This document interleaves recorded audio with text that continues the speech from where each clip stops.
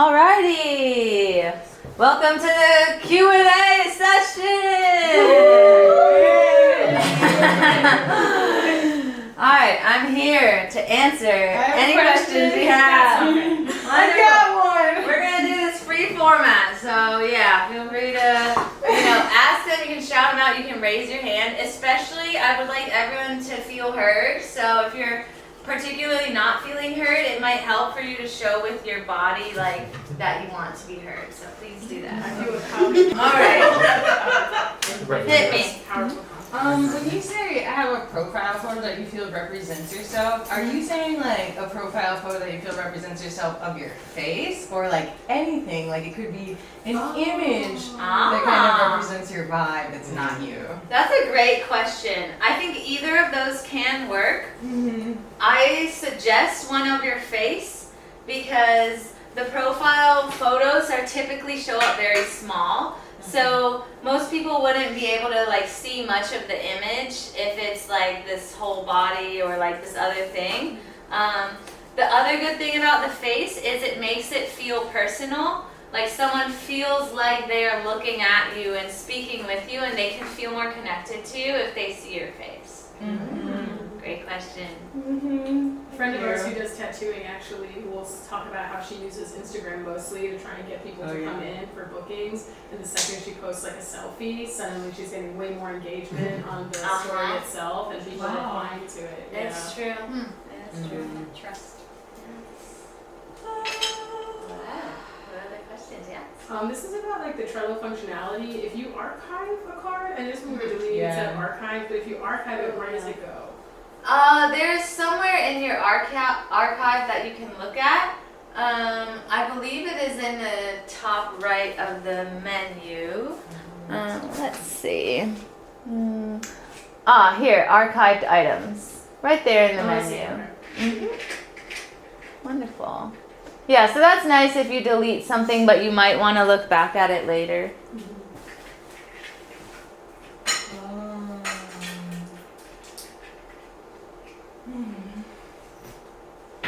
Yes.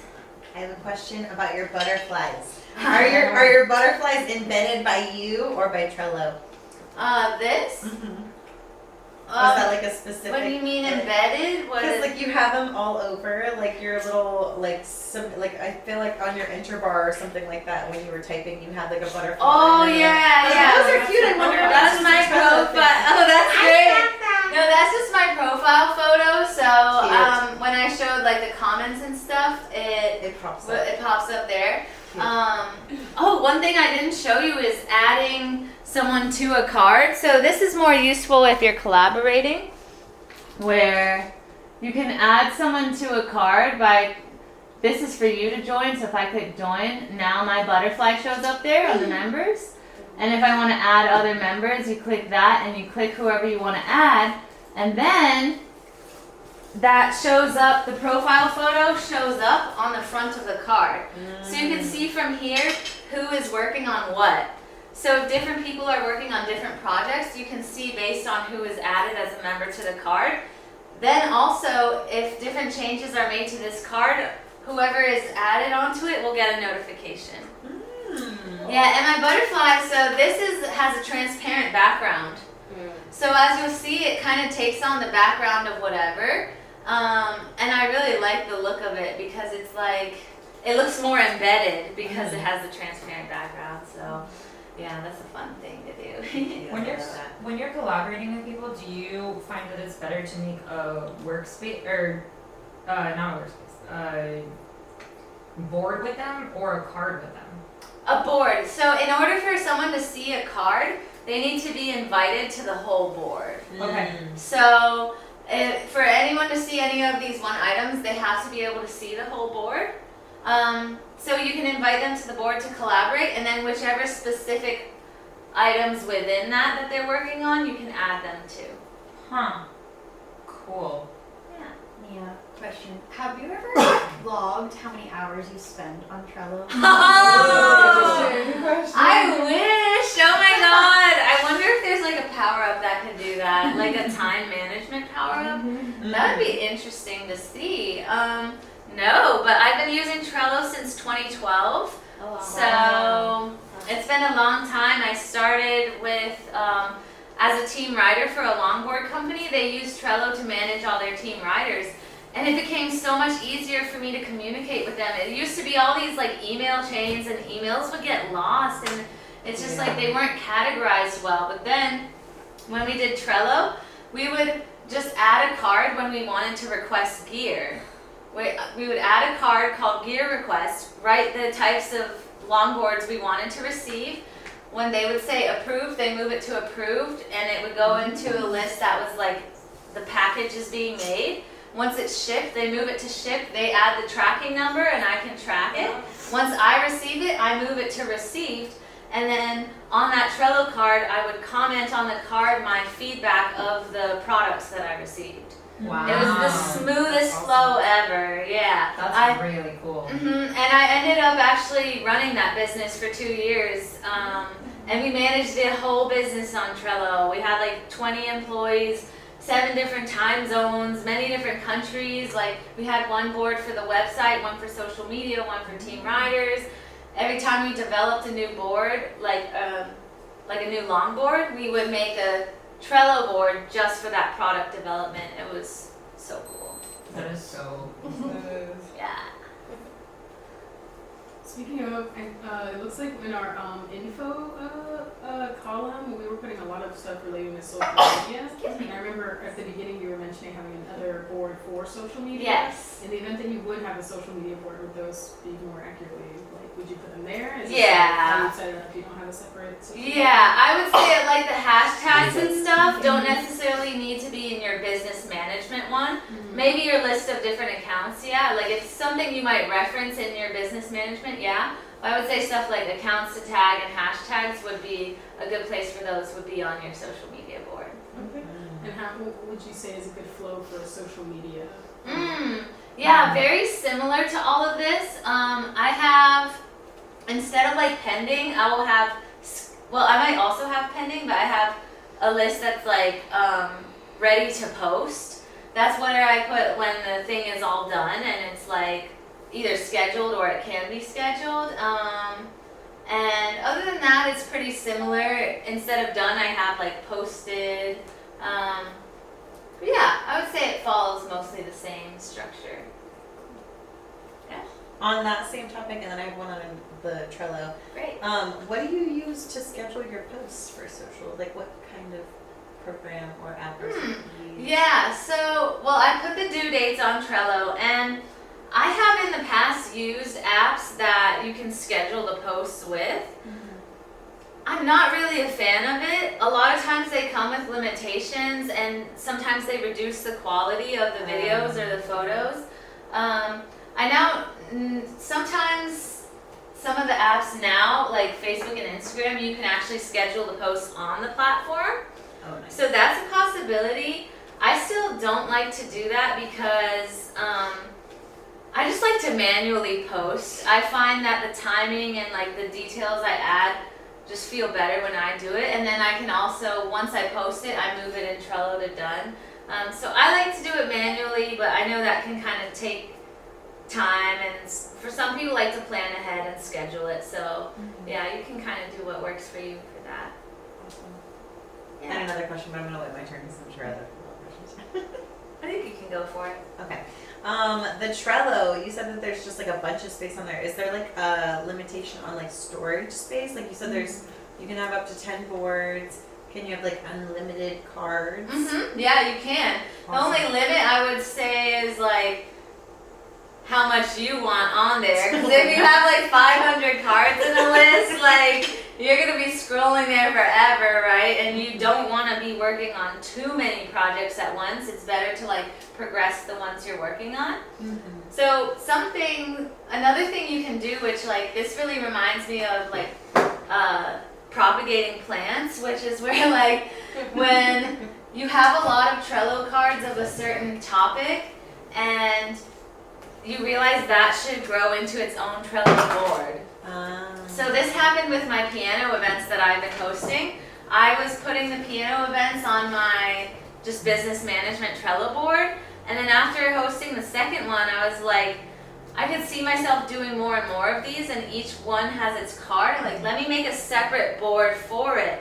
And creating that space for the piano events allows me to do more with it and like dedicate more to that specific thing. So things like if you have a bunch of cards of a certain type, it might be time to create a separate Trello board for it. Another thing I did recently was for this workshop, I made a separate list for the Balancing Business and Bodywork workshop, because in my business management Trello board, I had so many cards for it that it was kind of getting hard to organize it. So I just made a separate list for it and put everything for the workshop on that list. And once I move them all to done, I'm gonna delete the list because it doesn't need to be there forever, the list. It can be just temporary. So that's another thing too, is you could create a temporary list for a thing you're working on that has a lot of cards, or a whole new board.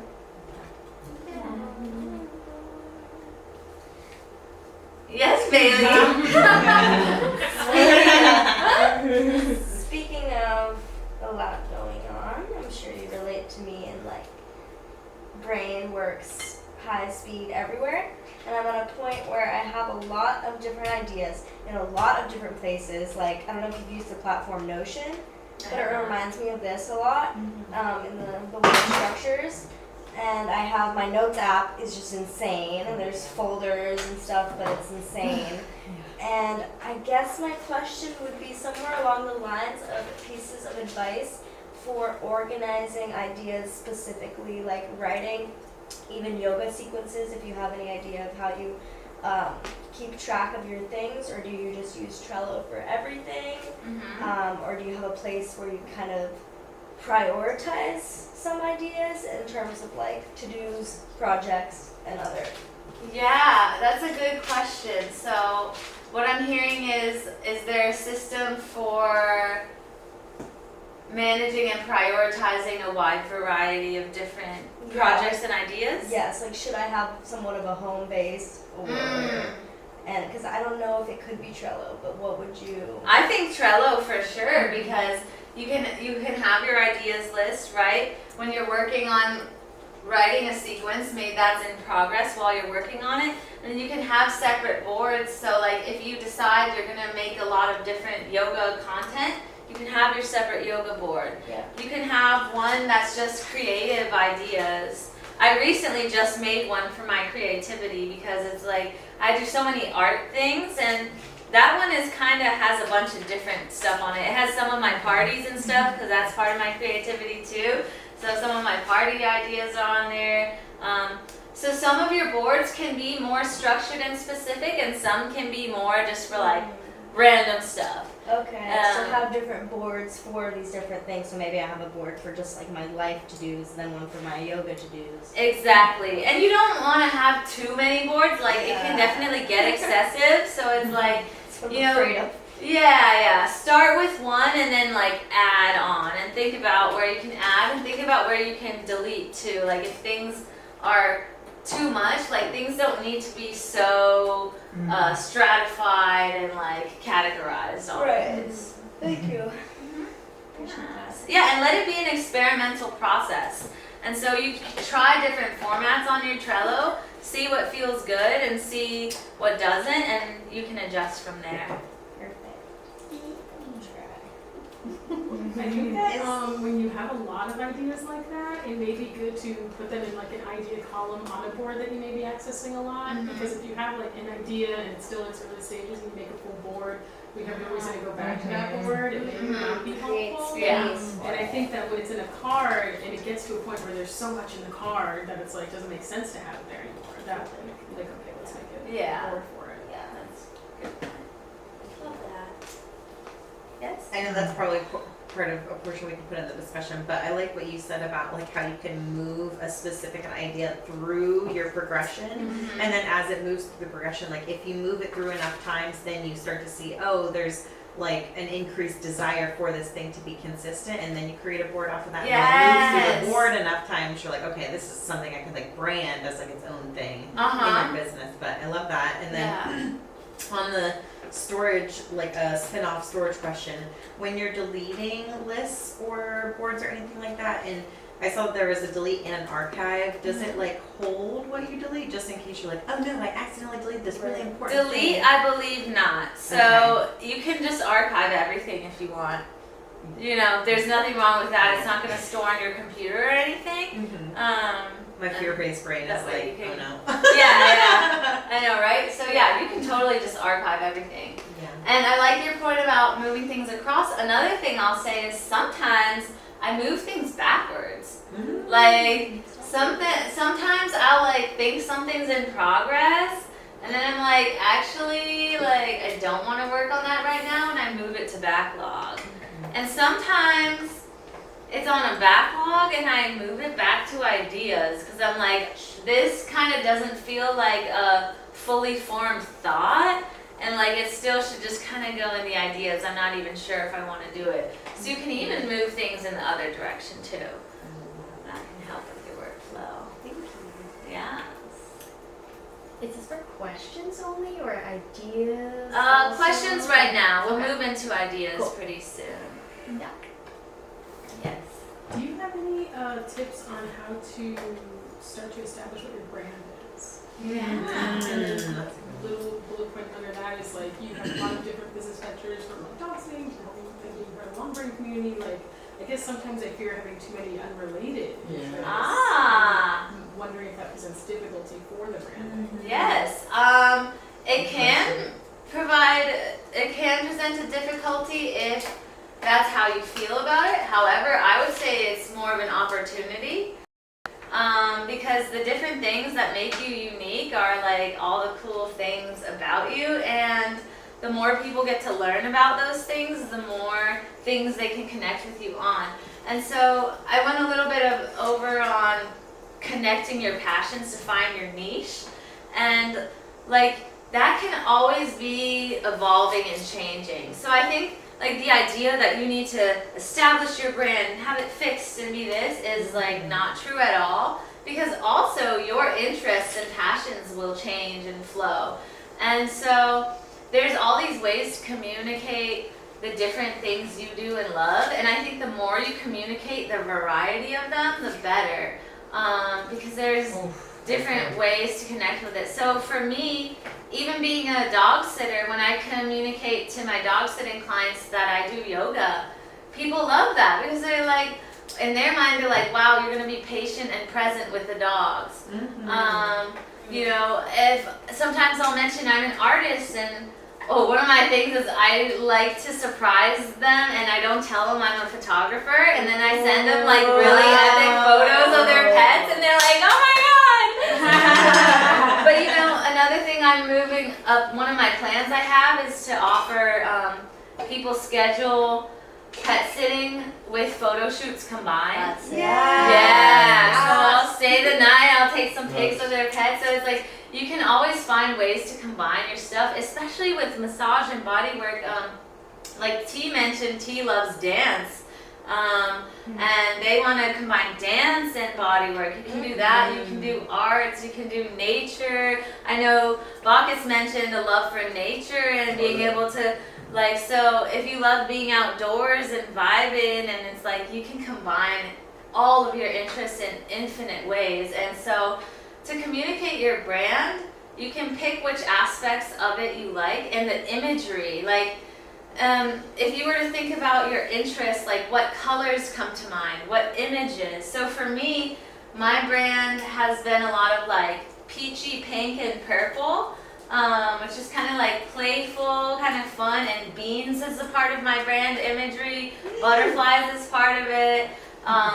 Another thing that really helped me was I hired a graphic designer who I can give you their info, who's a friend of mine, and the graphic designer helped me, and this isn't in the realm of all graphic designers, so you want to inquire about whether it is, but like they helped me figure out some of my brand image.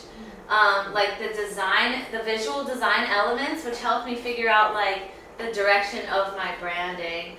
And through that, like that kind of, those design elements were part of me designing this flyer and stuff like that. And knowing the colors, the feel, the flow, and also listening to other people's reflections of their experiences with me helped me figure out what my brand is and how to communicate that, because sometimes my perception of myself is different than from how other people view me. So I listen to how other people view me and the things that they like about me and what they perceive about that, and continue to build on that. Yeah, so I would say like allow for openness, allow for change, and have fun with it, and like get to know and love yourself. Do it as like a practice of self-love, of honoring the parts of yourself that feel really special and beautiful that you wish to share with others. I love that. Thanks. Can I answer that? Yes. Yeah, I do a lot of work in branding and marketing. I forgot to add that's another offering I Ooh. have to the world, and writing and helping people find their voice and their thread is so important to me, and I feel like something that is important when you're weaving together passions is to just like Neena was saying, like find your thread. Like for Neena, it's this butterfly. It's helping people fly in whatever way that is. It's like that key point of what all your offerings tie back to is what you're going to want to authentically present to the world. That's what's going to feel the best to present. A platform I really like for like discovering your brand that I want to offer to everybody is called Cosmos, and it can combine all the different elements from the whole interwebs, and you can make like mood boards, basically like Pinterest, but add the links from everywhere. You would like be surprised about how much you can know about yourself from all that you can collect. I feel the workshop coming on. Oh my God, a Beena Business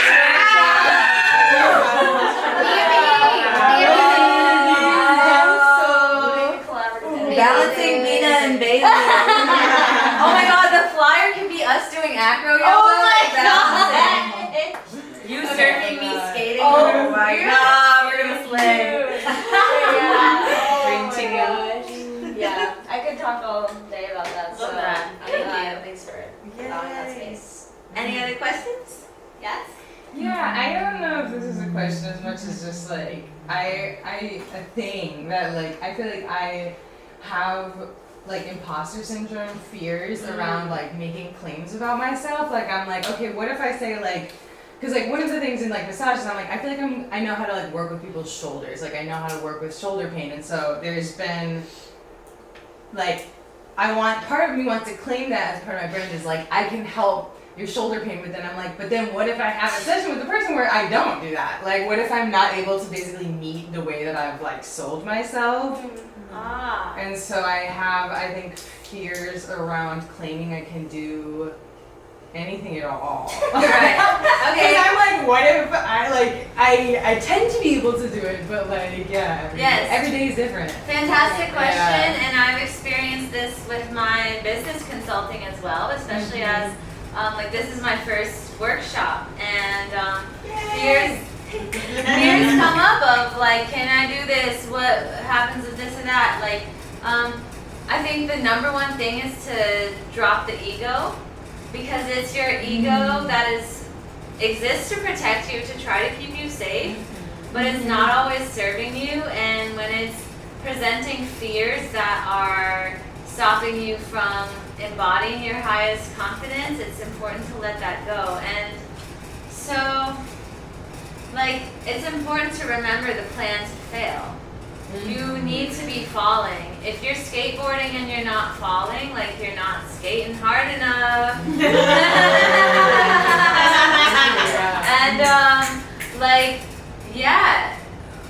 And structure your business so that you disappoint people. Let yourself disappoint people. Let yourself disappoint yourself. Let yourself make claims and have people refute those claims. Let yourself sit in the discomfort of letting people down.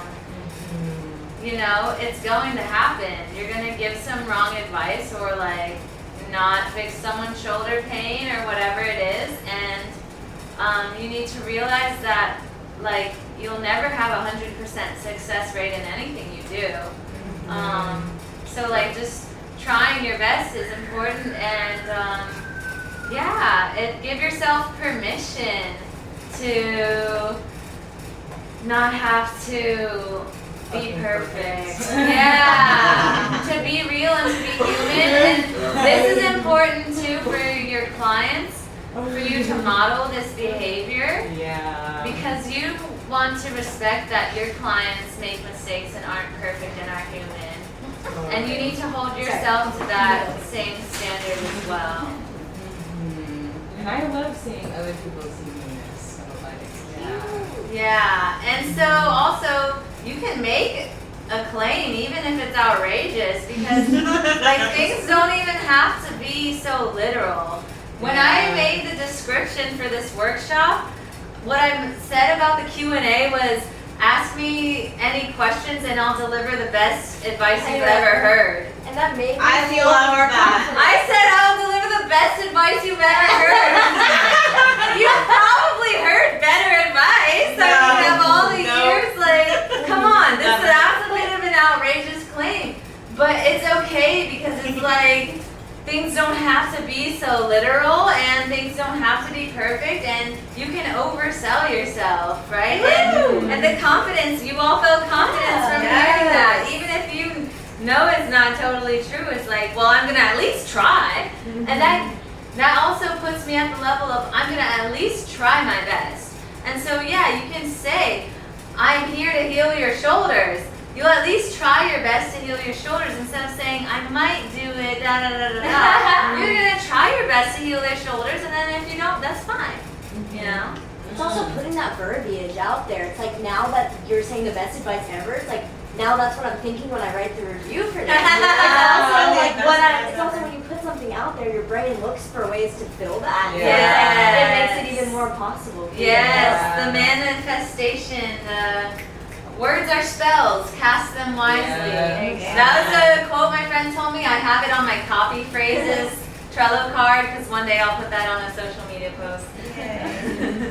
Does that answer your question? yes, thank you. Okay. Yeah. Yes? I wanted to ask about the power-ups. So if you pick a power-up for like your one that you get for free, is that able to be changed? as you go Yes. through? Okay. Fantastic question. You can change it at any time. So you could play around with the different ones. There are so many, like, oh my gosh.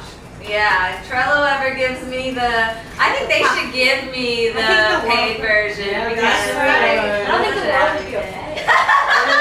I might be too powerful. I'm actually gonna write them so they don't.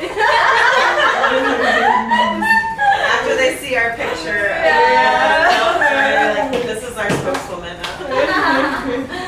Love it. Give me a better world. Any other questions? We can move into our group discussion soon. And I have one last question. Yes. And it's the question I asked you earlier. How can we have access to your amazing videos that were taken today? So we can reference. Great. So there was a little hiccup with some of the recording, so I'm not sure how much of it got recorded. But see here, this is an example of the advice I just gave Natalia, where I told you all I was going to record this whole thing, and the whole thing didn't get recorded. Too bad. Screw you. I'm disappointing all of you. I tried. I could have tried a little harder. Oops. Okay, well I'm learning from it, right? So my plan is to upload it to YouTube on a public video. Since we all are consenting to this, I'm going to have that. If anyone revokes consent, I'm happy to either make it private or completely remove the video, depending on what you prefer. And I will send the YouTube link within the next couple days, most likely. Yay. Yeah. Let me make a Trello card for it. I so knew you were I forget everything unless it's a Trello card.